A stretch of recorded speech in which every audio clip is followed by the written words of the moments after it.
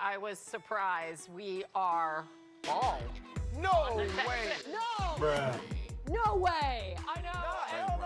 No. Once the gong is in, it's Bro, fine. what? None of y'all took New England? Huh? New England fans, you're going to be mad at us. I hate this. Yeah, we all took them? That is so dumb. So, by the way, I had them make that.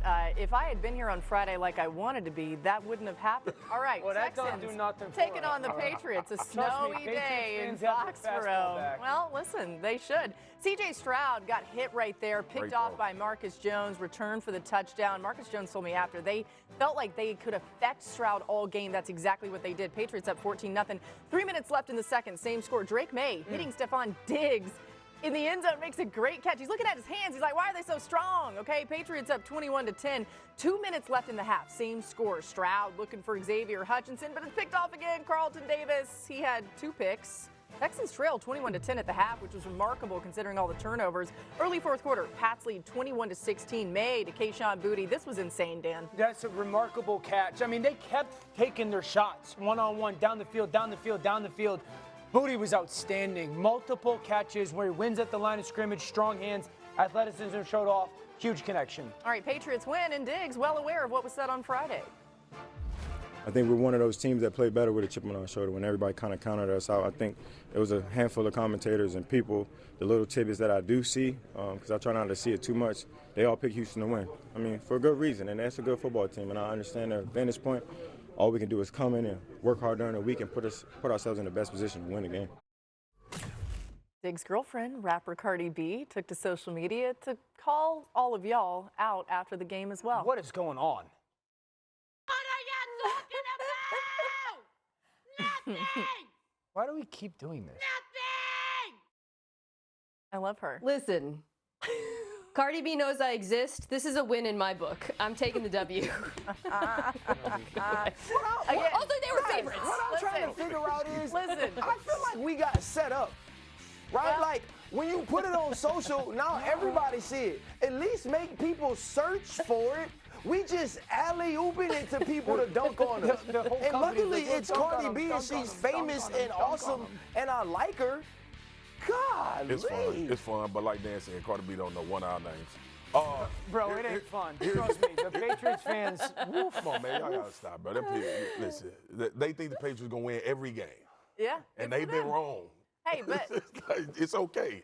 sometimes you got to be a good teammate, and that's the host job. Yeah. But either way, let's get into the game here for a minute. Dan, May's numbers were not gaudy, but what did the tape show you?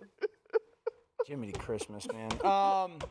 I know that the box score says, you know, Drake Maye struggled or fumbles or whatnot. I think when you watch the tape, I thought he played really good football. In some tight window throws was sensational. The changing of protection, this is the fourth down. He realizes send his offensive line out to the left. Petrie comes off the slot, back goes. That takes, Petrie hesitates, backer leaves. This is relatively good coverage by Bullock. I think on the broadcast they show that he get a finger on it, but the placement to put it on his chest for the touchdown is huge. That's a big time throw.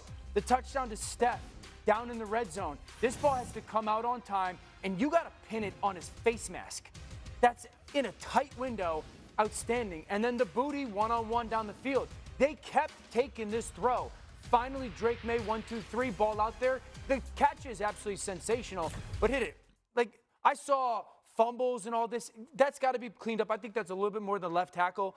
But I do think after watching the tape, my takeaway was, man, Drake Maye played a very good football game. Yeah.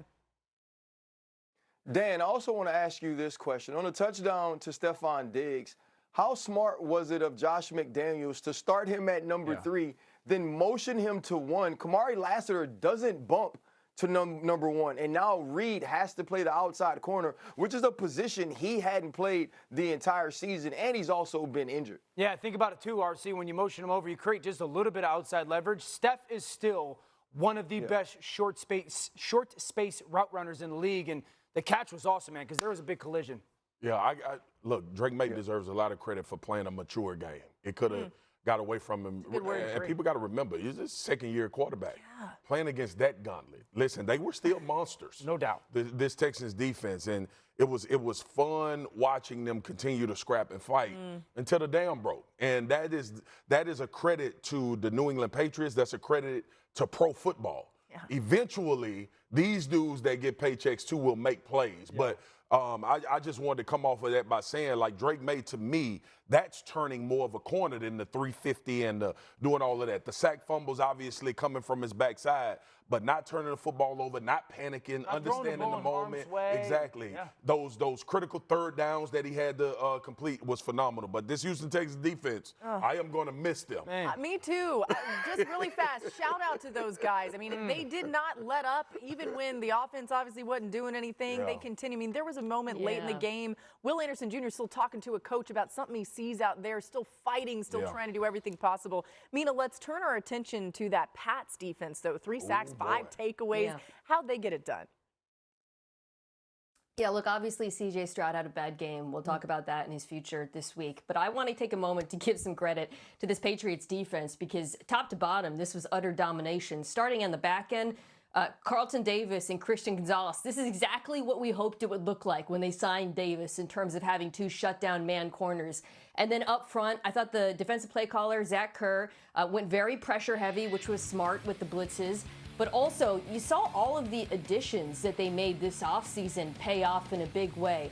Milton Williams was unblockable in this game, right? Like that turnover CJ Stroud has where he just throws up a prayer. That happens because Williams knocks back left tackle who clips the tight end who falls. Kairos Tonga was amazing against the run. Clavin Chason, who was an afterthought this offseason, was impactful in the pass rush as well. And it feels to me, guys, watching them, like this is a unit that is peaking at the right time, both in health and performance. And I think we saw that this weekend. I think the thing we have to give credit to this New England Patriots defense is you had 4 turnovers in the second half, scored a touchdown yourself, and you're only up 11. And at one point, you're only up 5 in this game, and you have to continue to play. Yes, it's all about those players that were making plays, but this has been domination for 2 weeks in a row in the playoffs. Did the same thing to Justin Herbert last week, only holding him to 3 points. And to me, it's about the way that they're tied in at every single level of the defense, from the front to the back end, the disguise, the movement, the quickness, everything that they do is all in unison. And I think that makes it extremely difficult for these quarterbacks to get a beat. A little hesitation, and it's sacks and turnovers. Joe and Troy brought this up last night during the broadcast of the game, but this was like Mike Vrabel's favorite game. This was the style of game that he wants to see, just this grueling defense. An incredible job by the offense. Imagine to hold picking on. a team from a dome in Houston to go up there in the elements and win. It was snowing, y'all. Couldn't and be actually, me. it was kind of just raining for a while and really cold, but we loved it. All right, still ahead. After an incredible defeat to the Broncos on Saturday, the Bills fired coach Sean McDermott. So what does this mean for Josh Allen's future? We'll talk about that next and a lot more to get to.